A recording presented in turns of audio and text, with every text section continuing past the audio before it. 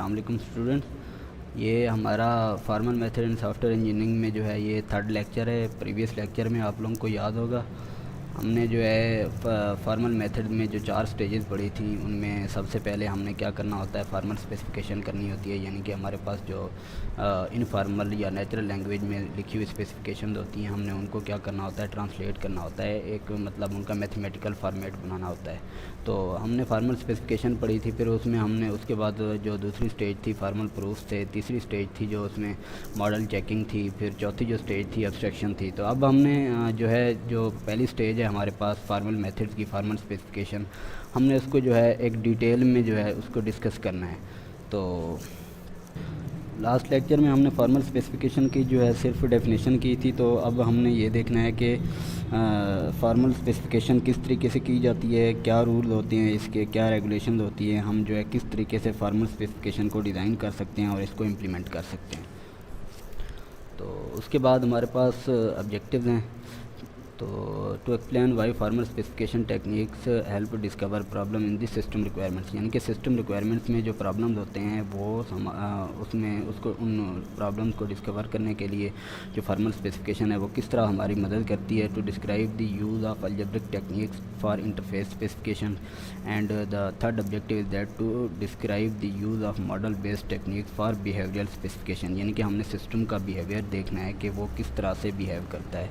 तो इस लेक्चर में हमने जो है 3 टॉपिक्स जो है डिस्कवर करने हैं। Formal specification in the software process, यानी कि सॉफ्टवेयर डेवलप करने के जो मुख्तलिफ प्रोसेस होते हैं उनमें हम किस तरह से फार्मल स्पेसिफिकेशन को अप्लाई करते हैं। दूसरा ये कि हम जो हमारे पास एक सिस्टम होता है हम उसको डीकम्पोज करते हैं और उसके सब सिस्टम्स बनाते हैं। तो उनके जो आपस में इंटरफेसेस जो हैं वो किस तरह से कोऑर्डिनेट करते हैं, किस तरह से हम इंटरफेसेस को इंटीग्रेट करते हैं, मतलब जो हमारे पास सब सिस्टम्स होते हैं।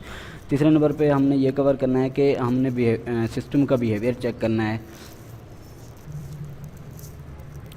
तो सबसे पहले हमने देखना है कि फार्मल स्पेसिफिकेशन यानी कि formal methods. Formal specification is a part of more general collection of techniques, यानी कि फार्मल मेथड बेसिकली क्या होता है, मोर जनरल टेक्निक्स की एक कलेक्शन होती है, उसमें मल्टीपल टेक्निक्स होती हैं। तो फार्मल स्पेसिफिकेशन जो है उन टेक्निक में एक टेक्निक है, उन टेक्निक में से एक टेक्निक है that are known as formal methods.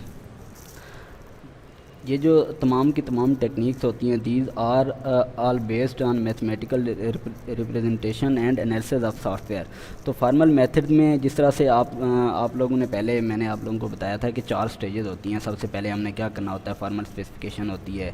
तो यहाँ पे भी यही चीज़ें लिखी हुई हैं, फार्मल स्पेसिफिकेशन है, फिर उसके बाद जो है ये स्पेसिफिकेशन एनालिसिस एंड प्रूफ्स है, उसके बाद जो है ट्रांसफॉर्मेशनल डेवलपमेंट है, जिस तरह से प्रीवियस लेक्चर में हमने देखा था मॉडल चेकिंग, तो यहाँ पे लिखा हुआ ट्रांसफॉर्मेशनल डेवलपमेंट। तो उसके बाद है प्रोग्राम वेरिफिकेशन, यानी कि हम सिस्टम की प्रॉपर्टीज़ और करैक्टरिस्टिक्स को चेक करते हैं कि क्या जो हमारा गोल है, मतलब जो हमने सिस्टम डेवलप किया है और जो हमारा गोल था, क्या वो आपस में मैच हो रहे हैं या नहीं हो रहे। तो उसके बाद ये है कि हमने ये देखना है कि जो फार्मल मेथड्स हैं वो किस हद तक, मतलब किस तरह से उनकी एक्सेप्टेंस क्या है। Formal methods have not become mainstream software development techniques as was once predicted। कहने की सेंस ये है कि फार्मल मेथड जो है कोई मेन स्ट्रीम नहीं है, जिस तरह से हम कहते हैं कि कोई अक्ल कुल नहीं है, यानी कि तमाम प्रॉब्लम्स का सलूशन नहीं है। तो हम सिर्फ इनको जो है इसलिए यूज़ करते हैं कि सिस्टम को सिर्फ बेहतर बनाने के लिए और सिस्टम की जो है आउटकम को इम्प्रूव करने के लिए हम जो है फार्मल मेथड को यूज़ करते हैं। सिर्फ फार्मल मेथड्स की मदद से हम पूरे के पूरे सॉफ्टवेयर को डेवलप नहीं कर सकते, यानी कि पूरे सॉफ्टवेयर को हम डेवलप फार्मल मेथड्स की मदद से नहीं करते। सिर्फ सिस्टम की आउटकम को इम्प्रूव करने के लिए, सिस्टम में बेहतरी लाने के लिए हम फार्मल मेथड को जो है यूज़ करते हैं। Other software engineering techniques have been successful at increasing system quality. कहने का मतलब यह है कि फार्मल मेथड्स के अलावा और भी इंजीनियरिंग टेक्निक्स हैं जो कि सिस्टम की क्वालिटी को इंक्रीज़ करती हैं। Hence the need for formal methods has been reduced. तो उन टेक्निक्स की वजह से जो फार्मल मेथड्स की ज़रूरत है वो मतलब थोड़ी सी कम हुई है। तो market changes have made time to market rather than software with a low error count key factor, यानी कि मार्केट में हमने सॉफ्टवेयर को जो है वो टाइम पे हमने डेवलप करके देना होता है। Formal method do not reduce the time market. तो ये हमने पहले भी बात की थी जब हमने इसके फॉर्मल मेथड के ड्रॉबैक्स देख रहे थे, तो उनमें हमने सबसे पहले ये कहा था कि ये जो है कॉस्टली होता है, टाइम कंज्यूमिंग होता है, कम्प्लेक्स होता है। तो जब कम्प्लेक्सिटी जो है सिस्टम की इंक्रीज़ होती है तो उस वजह से जो है टाइम भी मतलब हमारा ज़्यादा लगता है। तो इस वजह से जो मार्केट में सॉफ्टवेयर जब हम बना के भेजते हैं तो वो ज़्यादा टाइम कंज्यूमिंग होता है। The scope of formal method is limited, यानी कि the scope of formal method is limited, यानी कि हम फार्मल मेथड को हर सिस्टम में जो है यूज़ नहीं कर सकते। हर सिस्टम के रिक्वायरमेंट्स को जो है फार्मल स्पेसिफिकेशन में कन्वर्ट करने के लिए हम इसको यूज़ नहीं करते। हम सिर्फ स्पेसिफिक सिस्टम्स में जो है फार्मल मेथड को यूज़ करते हैं, जैसा कि हमने पहले क्रिटिकल सॉफ्टवेयर की बात की थी। तो they are not well suited to specifying and analyzing user interfaces and user interaction. Formal methods are still hard to scale up to large system, यानी कि जो हमारे पास लार्ज सिस्टम्स होते हैं, जिस तरह से लार्ज डिस्ट्रीब्यूटेड सिस्टम हो गए या इंटरप्राइज सिस्टम्स हो गए, तो वहाँ पे जो है इसकी स्केलिंग करना थोड़ा सा मुश्किल हो जाता है, इसको थोड़ा सा यूज़ करना फार्मल मेथड को थोड़ा मुश्किल हो जाता है। तो अब हमने ये देखना है कि फार्मल मेथड को फिर हम यूज़ क्यों करते हैं और कहाँ पे यूज़ करते हैं, कैसे यूज़ करते हैं। The primary benefit of formal methods are in reducing the number of faults in this system, यानी कि इसका जो प्राइमरी बेनिफिट है, जो इसका बेसिक या कोर या मेजर बेनिफिट है, वो ये है कि हम मतलब जहाँ पे हमने फॉल्ट्स को कम करना हो, हम तब जो है फार्मल मेथड यूज़ करते हैं। उन सिस्टम में जहाँ पे हमने फॉल्ट्स को कम से कम करना हो, वहाँ पे हम फार्मल मेथड को इस्तेमाल में लाते हैं। Their main area of applicability is in critical system engineering. जिस तरह मैंने पहले भी बात किया कि हम क्रिटिकल सिस्टम में जहाँ पे गलती की गुंजाइश जो है कम से कम हो, वहाँ पे हमने इनको इस्तेमाल में लाना होता है। There have been numerous successful projects where formal method have been used in this area, यानी कि क्रिटिकल सिस्टम इंजीनियरिंग में जो क्रिटिकल सिस्टम इंजीनियरिंग का जो एरिया है, उनमें हम फार्मल मेथड को ज़्यादा से ज़्यादा यूज़ करते हैं। In this area the use of formal method is most likely to be cost effective, यानी कि यहाँ पे हम कॉस्ट को इफेक्टिव मतलब तरीके से हैंडल कर सकते हैं। Because high system failure cost must be avoided. Critical system में हमने जो है फेलियर को मतलब अवॉइड करना होता है, फेलियर से सिस्टम को फेलियर से बचाना होता है। तो उसके आगे है जी specification in the software processes. तो हमने ये देखना है कि specification and design are completely intermingled. कहने की सेंस ये है कि स्पेसिफिकेशन की बेस पे ही हम डिज़ाइन बनाते हैं, यानी कि अगर हमारी स्पेसिफिकेशन एक्यूरेट होंगी तो ही हमारा डिज़ाइन एक्यूरेट होगा, और जब हमारा डिज़ाइन एक्यूरेट होगा तो उसकी बेस पे जो हम डेवलपमेंट करेंगे वो भी एक्यूरेट होगी। तो कहने की सेंस ये है कि स्पेसिफिकेशन और डिज़ाइन जो है कम्प्लीटली एक दूसरे के साथ को एग्जिस्ट करती हैं, यानी कि कह सकते हैं कि एक दूसरे पे डिपेंड करते हैं। यानी कि स्पेसिफिकेशन ठीक होगी तो हमारा डिज़ाइन ठीक बनेगा। Architectural design is essential to structure of specification and the specification process. तो architectural design is essential to structure of specification and specification process, यानी कि हर आर्किटेक्चर का अपना डिज़ाइन होता है, इसके अपने रूल्स होते हैं, और स्पेसिफिक कंडीशन में हमने जो है स्पेसिफिक आर्किटेक्चर को जो हमने यूज़ करना होता है। Formal specification are expressed in a mathematical notation with precisely defined vocabulary, syntax and semantics. तो अब हमने देखना है कि स्पेसिफिकेशन और डिज़ाइन का आपस में क्या रिलेशन होता है। तो यहाँ पे आप लोग देख रहे हैं जो ये है स्पेसिफिकेशन में मतलब हमने क्या करना होता है कि यूज़र की रिक्वायरमेंट्स, जो यूज़र रिक्वायरमेंट्स होती हैं उनको डिफ़ाइन करना होता है, ठीक है ना। फिर सिस्टम रिक्वायरमेंट्स यहाँ से हम निकालते हैं, यूज़र रिक्वायरमेंट से हम सिस्टम रिक्वायरमेंट्स स्पेसिफिकेशन निकालते हैं, जिसको हम SRS कहते हैं। उसकी बेस पे हम जो है आर्किटेक्चरल डिज़ाइन बनाते हैं, फिर जो है हम फार्मल स्पेसिफिकेशन में मतलब इसको कन्वर्ट करते हैं। तो यहाँ पे डिज़ाइन में जो है हमने देखना है कि तो डिज़ाइन में हमारे पास आर्किटेक्चरल डिज़ाइन आ गया, उसके बाद फार्मल स्पेसिफिकेशन है, फिर हाई लेवल डिज़ाइन हम यहाँ से बनाते हैं। तो यहाँ पे आप एक देख रहे हैं कि जो जैसे जैसे मतलब हम आगे की तरफ जा रहे हैं तो हमारा जो क्लाइंट है उसकी इन्वॉल्वमेंट कम हो रही है, यानी कि यूज़र रिक्वायरमेंट डेफिनेशन में क्लाइंट की हाईएस्ट इन्वॉल्वमेंट है। उसके बाद जो है यहाँ पे आते आते मतलब हाई लेवल डिज़ाइन में क्लाइंट की जो इन्वॉल्वमेंट है वो हम कम से कम करते हैं। तो यहाँ पे हाई लेवल डिज़ाइन पे हम जो है इंक्रीजिंग दी कंट्रैक्टर इन्वॉल्वमेंट, यानी कि कंट्रैक्टर जो हमारा होता है या जो थर्ड पार्टी होती है उसकी इन्वॉल्वमेंट हाई लेवल डिज़ाइन पे हम मैक्सिमम करते हैं। तो specification in the software process, अब ये देखें यहाँ से यूज़र रिक्वायरमेंट डेफिनेशन है, ठीक है ना। उसके बाद है सिस्टम रिक्वायरमेंट स्पेसिफिकेशन, यहाँ से निकल रही हैं। फिर उसके बाद सिस्टम मॉडलिंग, यानी कि सिस्टम मॉडलिंग जो है फार्मल स्पेसिफिकेशन से जो है हमने सिस्टम मॉडलिंग करनी होती है, ठीक है ना। उसके बाद जो है सिस्टम रिक्वायरमेंट स्पेसिफिकेशन से हम जो है आर्किटेक्चरल डिज़ाइन बनाते हैं। फिर इन सब को मतलब एब्स्ट्रैक्ट करके हमने क्या करना होता है, हाई लेवल डिज़ाइन बनाना होता है।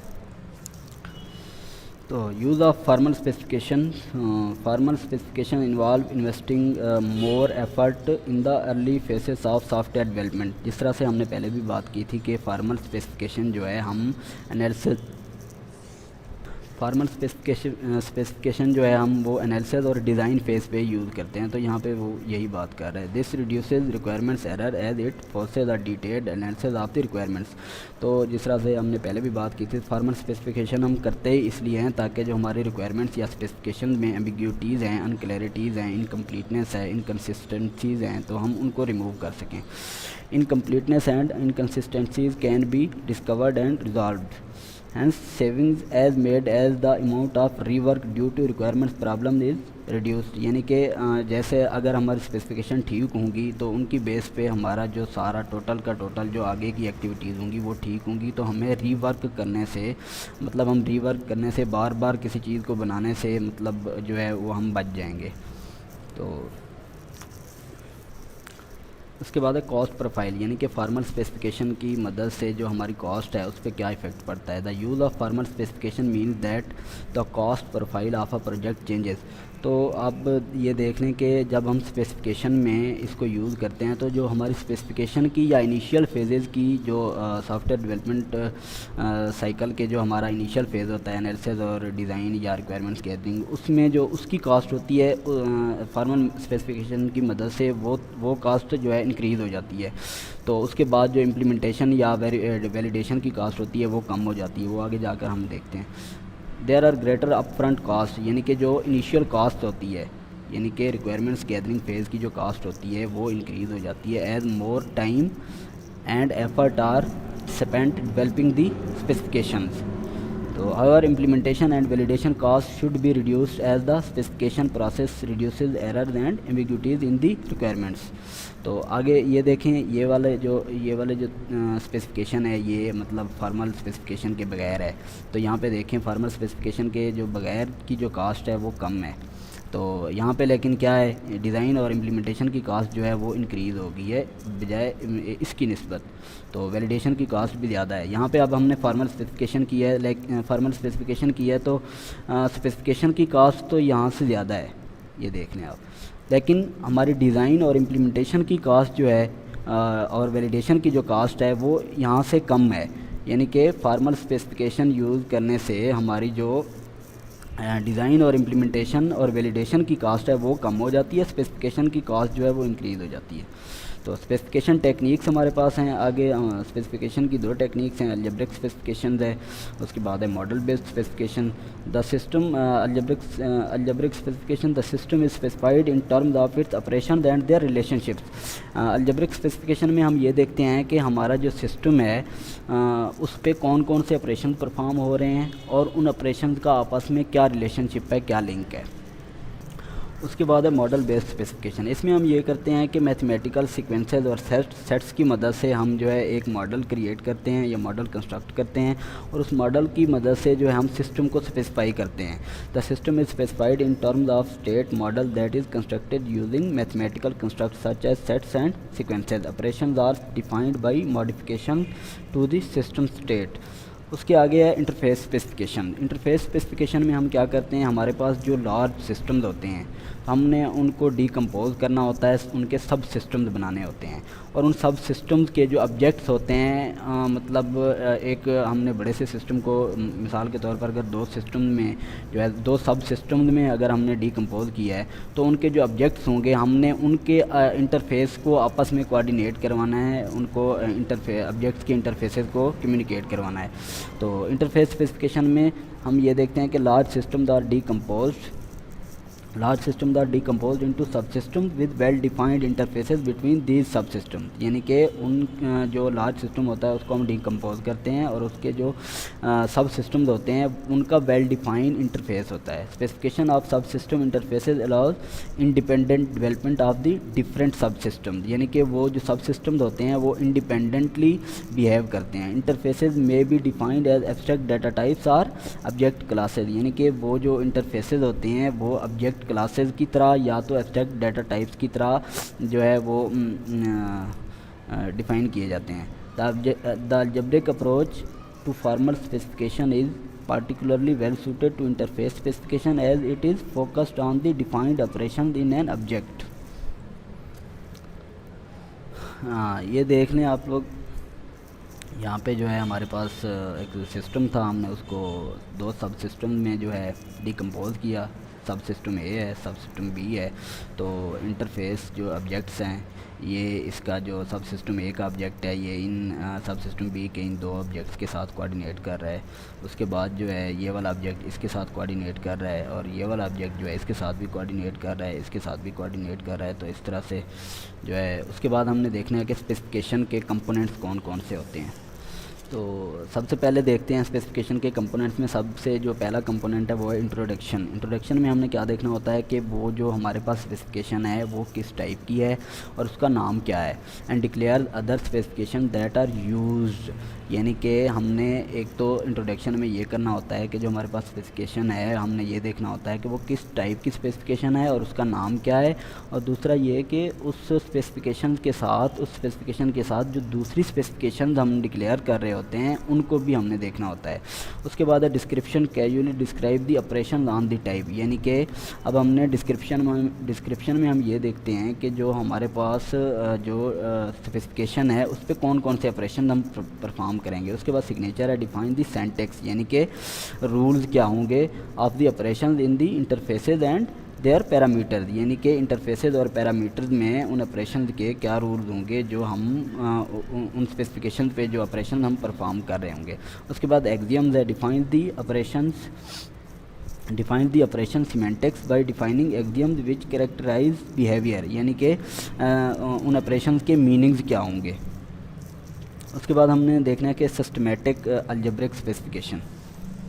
तो सिस्टमेटिक अलजेब्रिक स्पेसिफिकेशन में जो हम क्या करते हैं एक आर्डर में उसका एक आर्डर बनाते हैं, आर्डर में हम उसको डेवलप करते हैं। तो सबसे पहले हम क्या करते हैं स्पेसिफिकेशन की एक स्ट्रक्चर बनाते हैं, ठीक है ना, कि स्पेसिफिकेशन को एक फॉर्मेट में कन्वर्ट करते हैं, ठीक है ना। दूसरे नंबर पे हम उस फॉर्मेट को नाम देते हैं स्पेसिफिकेशन नेमिंग, यानी कि स्पेसिफिकेशन को हम नाम देते हैं। दूसरा ये कि ऑपरेशन सिलेक्शन, यानी कि हम उस पर कौन कौन से ऑपरेशन परफॉर्म करेंगे स्पेसिफिकेशन पे, तो हम जो है ऑपरेशन को सिलेक्ट करते हैं। दूसरे नंबर पे इनफॉर्मल ऑपरेशन स्पेसिफिकेशन, यानी कि फिर हम उसकी इनफॉर्मल ऑपरेशन जो है वो डिफ़ाइन करते हैं। दूसरा ये कि हम उसके बाद जो है सिंटैक्स को डिफ़ाइन करते हैं, यानी कि कौन कौन से रूल्स जो हैं हमने अप्लाई करने हैं। उसके बाद एक्सियम डेफिनेशन है। एक्सियम डेफिनेशन में हमने ये देखना होता है कि उस स्पेसिफिकेशन के जो हैं मीनिंग्स क्या हैं, सिमेंटिक्स क्या है उसका। उसके बाद है स्पेसिफिकेशन ऑपरेशन, यानी कि स्पेसिफिकेशन के कितने टाइप्स के ऑपरेशन होते हैं। दो टाइप्स के ऑपरेशन होते हैं। सबसे पहले जो है constructor operation which create entities of the type being specified, यानी कि जिस टाइप को हम स्पेसिफाई कर रहे हैं उसकी एंटिटीज़ या उसके एलिमेंट्स को क्रिएट करते हैं हम कंस्ट्रक्टर ऑपरेशन में। दूसरे नंबर पे है inspection operation which evaluate entities of the type being specified, यानी कि उन एंटिटीज़ की वैल्यू क्या है, किस टाइप की वो एंटिटीज़ हैं। टू स्पेसिफाई बिहेवियर, यानी कि उनका बिहेवियर क्या है। Define the inspector operation for each constructor operation, यानी कि हर कंस्ट्रक्टर ऑपरेशन के लिए हम जो है इंस्पेक्टर ऑपरेशन डिफ़ाइन करते हैं। उसके बाद है ऑपरेशन दाना list abstract data types. Constructor operation है जी विच एवेल्यूएट टू सॉर्ट लिस्ट, यानी कि कंस्ट्रक्टर ऑपरेशंस जो लिस्ट को जो है सॉर्ट करने में हमारी हेल्प करते हैं, क्रिएट करते हैं, कॉन्स करते हैं और टेल करते हैं। Inspection operation which take sort list as a parameter and return some other sort, यानी कि head and length. Tail can be defined using the simpler constructor create and cons, no need to define head and length with tail.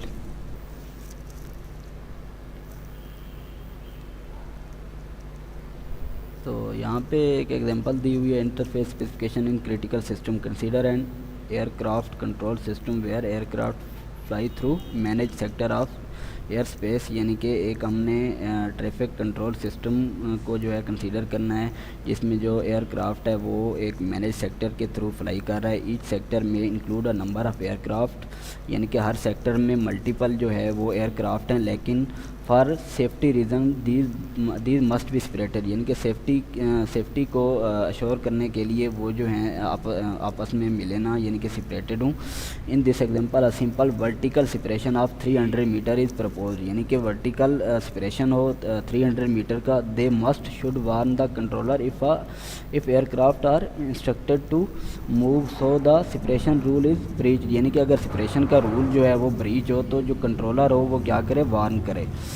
तो उसके बाद है sector object, critical operation on an object representing a controlled sector are, यानी कि उस पर कौन कौन से ऑपरेशन होंगे, क्रिटिकल ऑपरेशन कौन कौन से होंगे। तो सबसे पहले एंटर, यानी कि add an aircraft to the controlled air space, यानी कि कंट्रोल्ड एयर स्पेस में एयरक्राफ्ट को जो है ऐड करवाना है। उसके बाद अगर लीव करवाना है तो remove an aircraft from the controlled air space. उसके बाद move an aircraft from one height to another, look up given an aircraft identifier, return its current height। तो ये जो हैं ऑपरेशंस हैं। उसके बाद जो है हमने देखना है कि प्रिमिटिव ऑपरेशंस कौन से होते हैं। प्रिमिटिव ऑपरेशंस ऐसे ऑपरेशंस होते हैं जिनमें जिनकी हमें रिक्वायरमेंट्स में ज़रूरत नहीं होती, लेकिन हम स्पेसिफिकेशन को सिंप्लीफाई करने के लिए इनको यूज़ करते हैं। उसको स्पेसिफिकेशन को मोर एक्यूरेट और प्रिसाइज़ करने के लिए यूज़ करते हैं। सिस्टम को बेहतर करने के लिए हम प्रिमिटिव ऑपरेशंस को इस्तेमाल करते हैं। तो देखते हैं इसकी definition. It is sometime necessary to introduce additional operations to simplify the specifications. The other operation can then be defined using these more primitive operation, यानी कि इन ऑपरेशन की मदद से हम जो है कोई और भी ऑपरेशन डिफाइन कर सकते हैं। प्रीमिटिव ऑपरेशन कैसे हो सकते हैं, जिस तरह से क्रिएट है, bring an instance of a sector into existence, यानी कि उसके बाद put add an aircraft without safety checks. तो ये हमारा लेक्चर था, थर्ड लेक्चर था formal method in software engineering. तो इंशाल्लाह जिसको भी कोई सवाल वगैरह पूछना हो तो वो मुझे व्हाट्सएप पे मैसेज करेगा या सीआर को बताएगा, अपनी रिकॉर्डिंग भेजेगा, तो इंशाल्लाह उसके सवाल का जो है मैं जवाब दूंगा और एक डिस्कशन जो है हम रख लेंगे 10-15 मिनट की। तो कोशिश कीजिएगा मैसेज जो आपने सवाल पूछना है वो ग्रुप में कीजिएगा। तो ये हमारी आज की डिस्कशन थी। इंशाल्लाह नेक्स्ट लेक्चर में देखते हैं कि हमने क्या पढ़ना है। स्टेट मशीन डायग्राम हम पढ़ेंगे इंशाल्लाह, फाइनाइट स्टेट मशीन। तो वालेकुम अस्सलाम, इंशाल्लाह मिलते हैं। ओके, अल्लाह हाफ़िज़।